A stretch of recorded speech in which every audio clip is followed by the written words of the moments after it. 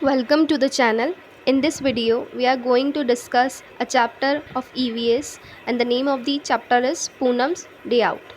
इस चैप्टर में पूनम नाम की एक लड़की है जो कि अपने आसपास की चीज़ों को ऑब्ज़र्व करके अपना ऑब्ज़र्वेशन बताती है. So let get started. माँ, please let me go to school today. I have been at home for the past 2 days. अब पूनम उसकी मम्मा से बोलती है, उसकी मदर से बोलती है कि मुझे स्कूल जाने दो आज. मैं कब से घर पे हूँ, यानी बोलती है कि मैं पास्ट 2 days से यानी पिछले 2 दिनों से घर पे हूँ. I am getting bored set Poonam. और पूनम बोल रही कि मैं बहुत ही ज़्यादा बोर हो चुकी हूँ, यानी मुझे कुछ मज़ा नहीं आ रहा है यहाँ पे घर पे रहने में. But you still have fever.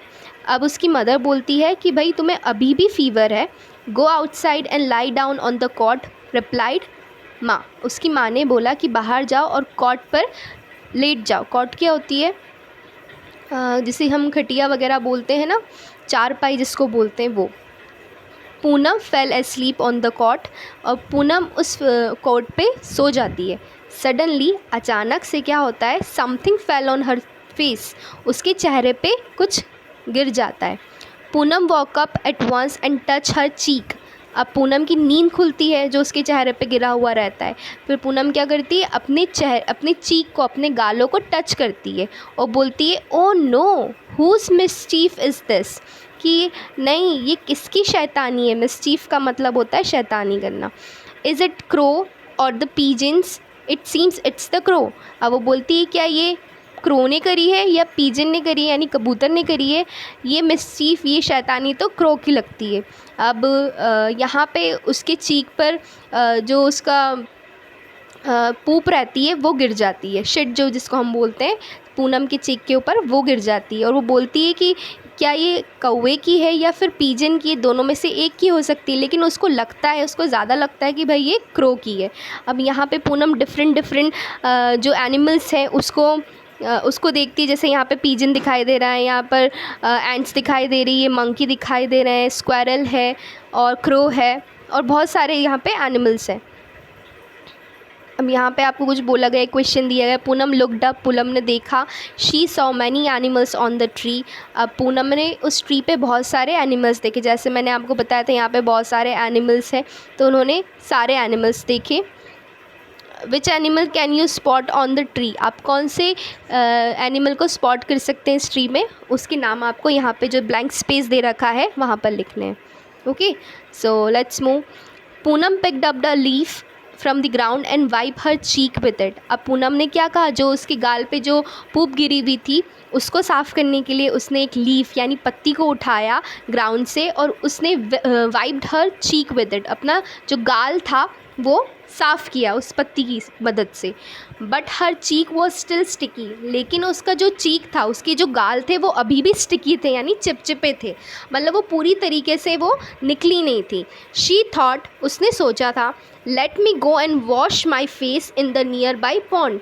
कि चलो मैं जो पास में जो मेरे पॉन्ड है, तालाब है, वहाँ पे जाती हूँ और अपना फेस जो है वो साफ़ करती हूँ. देखो यहाँ पे पूनम बैठी हुई है, ये अपना फेस साफ़ कर रही है. और यहाँ पर भी देखो उसको डिफरेंट काइंड के एनिमल्स दिखते हैं. उसको बफेलो दिखती है, उसको गोट दिखती है, उसको फ्रॉग दिखता है और टॉर्टोइज़ दिखता है. बहुत सारी चीज़ें उसको यहाँ पे दिखती है. अब यहाँ पे आपसे वही क्वेश्चन पूछा गया है, which animal did Poonam see at the pond.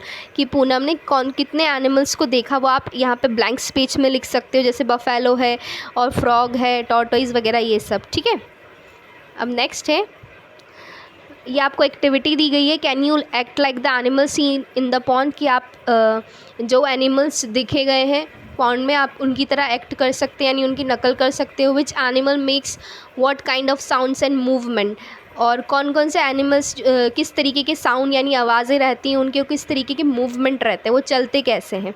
मतलब ओवरऑल इस क्वेश्चन में आपको ये बताया गया है, आपको इस चीज़ से अवगत कराया जाएगा कि जो हमारा साउंड है एनिमल्स का वो कैसा रहता है.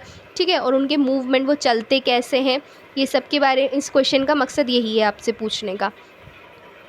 Different animals move in different ways to go from one place to another. अब डिफरेंट यानी अलग अलग तरीके के जो एनिमल्स होते हैं वो अलग अलग तरीके से चलते हैं एक जगह से दूसरी जगह, है ना। सम एनिमल्स वॉक, कुछ एनिमल्स चलते हैं। सम क्रॉल, कुछ रेंगते हैं, क्रॉल का मतलब होता है रेंगना। सम फ्लाई, कुछ उड़ते हैं। एंड सम स्विम, और कुछ तैरते हैं। For this some animals use their feet, और उसी के लिए कुछ एनिमल्स अपने फीट, अपने पंजों का इस्तेमाल करते हैं। सम यूज़ देयर विंग्स, कुछ अपने पंख का जो रहता है उसकी हेल्प से उड़ते हैं। और some animals even take the help of their tail, और कुछ एनिमल्स जो है वो अपनी पूँछ की मदद से भी मूवमेंट करते हैं। फॉर एग्जांपल पूँछ की हेल्प से हम देखें तो फिश जो रहती है वो एक तरीके से मूवमेंट करती है। और यही चीज़ आपसे पूछा गया है इसमें कि you must have seen many animals too, आप लोगों ने बहुत सारे एनिमल्स देखे होंगे।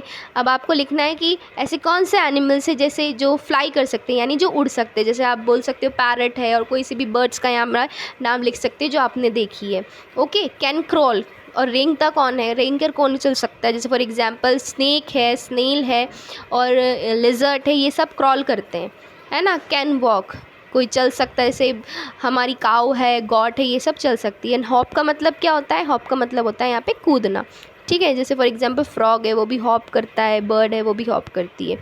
सो यहाँ पे डिफरेंट डिफरेंट क्वेश्चंस पूछे गए हैं, तो आप इसको यहाँ पे कर सकते हैं, है ना। अब नेक्स्ट लास्ट 3 लाइन्स है। Animals live in different places, जो एनिमल्स होते हैं वो अलग अलग प्लेसेस में रहते हैं। Some animals live in trees, कुछ एनिमल्स पेड़ पे रहते हैं। सम इन वाटर, कुछ हमारे पानी में रहते हैं। सम लीव ऑन लैंड, और कुछ हमारे लैंड पर यानी ज़मीन पर रहते हैं। Some live under the ground and some fly in the sky, कुछ हमारे अंडर द ग्राउंड यानी ज़मीन के अंदर रहते हैं, और कुछ जो रहते हैं वो हमारे स्काई पे फ्लाई करते हैं। Some animals even live in a houses, और कुछ एनिमल्स जो है वो हमारे घर में भी रहते हैं। ये इस लाइन्स में आपको एनिमल के हैबिटेट की भाई वो कहाँ पर रहते हैं उसके बारे में बताया गया है। सो आप गेस करिएगा कि कौन सा एनिमल लैंड पर रहता है, कौन सा अंडरग्राउंड रहता है, कौन सा फ्लाई कर सकता है, और कौन कौन से एनिमल्स हमारे घर में भी रह सकते हैं। So that's all in this video.